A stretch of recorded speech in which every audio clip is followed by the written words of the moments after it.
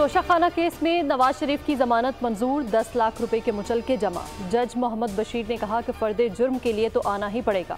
नायब प्रोसिक्यूटर बोले वारंट मुस्तरद होंगे तो ट्रायल चलेगा। समाअत का तहरीरी फैसला जारी।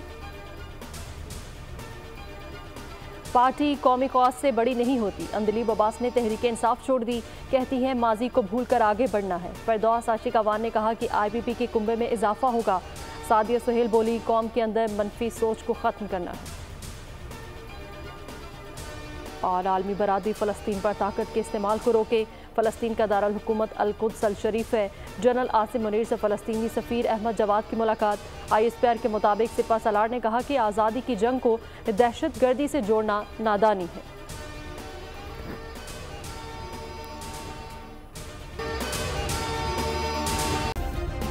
सब्सक्राइब करें और बेल दबाएं ताकि कोई खबर रह न जाए।